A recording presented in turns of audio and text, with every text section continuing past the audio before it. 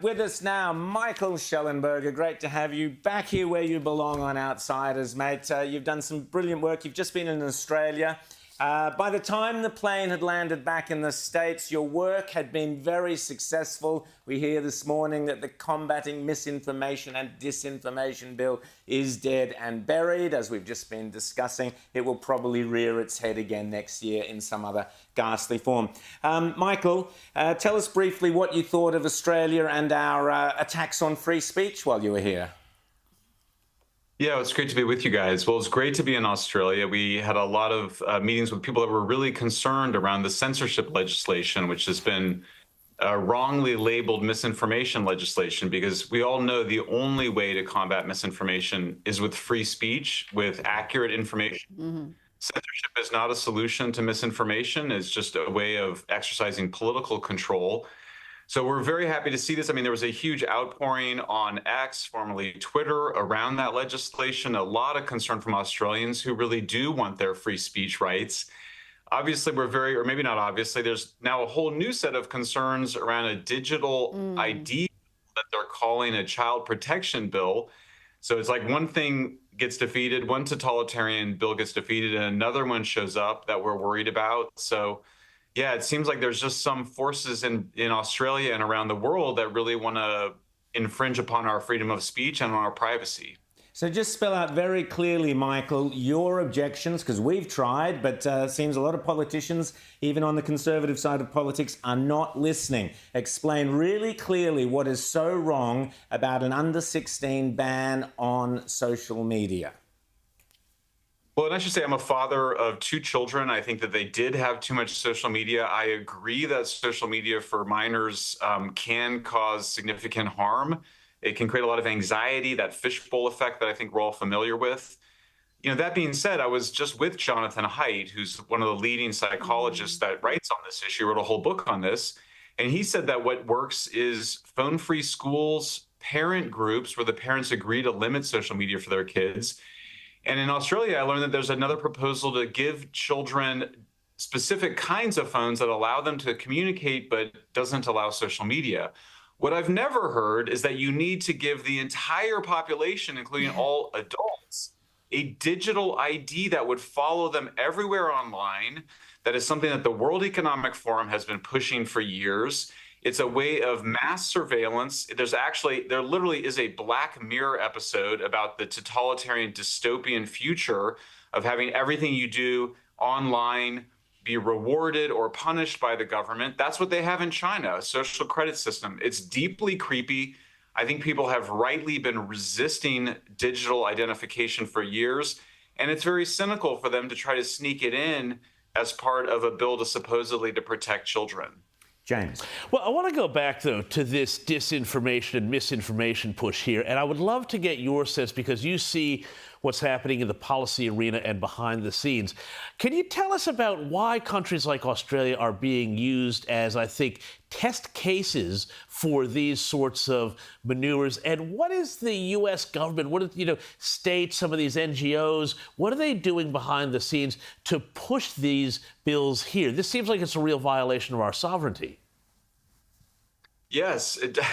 Yeah, I mean, it's very strange, and there's things that we know and can prove, and then there's things that we suspect. We know that the intelligence community in the United States was involved in censorship efforts through the Department of Homeland Security. We know that they were involved in Western Europe. We see the same thing in Britain, in Canada, in Brazil.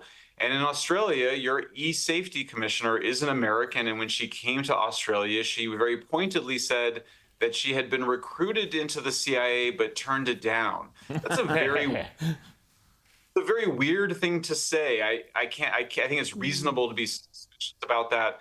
I think there's some hard questions that have to be asked about that. Obviously, or maybe not obviously, but our 2 countries have a long-standing, deep relationship as part of the Five Eyes intelligence gathering organizations. And so you start to see these things in all the Five Eyes countries that are very similar. And then the legislation demanding censorship, not just in Australia, but around the world.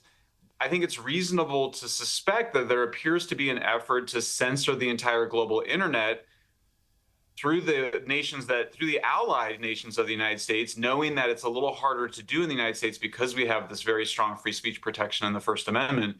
So yeah, it's very suspicious. I know I spoke to a number of senators about it who are very concerned about this, have been asking questions about this, have many more questions about this. We don't want the government getting involved in policing what we can say online. That's the bottom line. It's illegal. We do not want thought police. That's what George Orwell feared in his book 1984. That's what we see depicted on shows like The Black Mirror, and we see taking place in China. We do not want that in our Western liberal democratic countries. Rita. The UK is possibly in a worse position than even Australia is, because their politicians have just pressed ahead with this censorship, so much so that there's now reports that MPs want to summon Elon Musk to testify about X's role in the riots we saw in the summer there after the Southport killings. Tell me about what's happening in the UK, and is Elon Musk likely to go and be questioned by Labor MPs? Well, it's a great question. I mean, for me, Britain is the second biggest concern in the world after Australia. Sadly, it's exactly what you're happening. The people are calling the Prime Minister Keir Starmer. They're calling him two-tier Keir because he's creating a two-tier justice system. They're literally letting sex offenders out of prison and putting people in jail and prison for things they've posted or said online. And of course, most of us have laws against inciting violence in the immediate term, but these are people that are going to jail and prison for things that did not incite violence, for being offensive. There's hundreds of people are visited by the police every year in Britain. It's very extreme and shocking. And this has been increasing under two-tier Keir Starmer. And I think you see a sort of anarcho-tyranny, where a sort of anarchy in terms of street-level crime. We see something very similar here in San Francisco. And then a tyrannical, censorial, privacy-invading force at the top, for the online world and for the rest of us. So it's a very concerning development, because that sort of model of two-tier justice and anarcho-tyranny appears to be the model that liberal and left governments and so-called progressive governments around the world are pursuing at the same time. Michael Shellenberger, you were out here, and the combating misinformation, disinformation bill looks like dying this week. So well done there, but your work is not finished. You've got to come back and defeat this under-16 social media ban. So we'll expect to see you early next year or whenever. Michael Shellenberger, always great to have you here on Outside.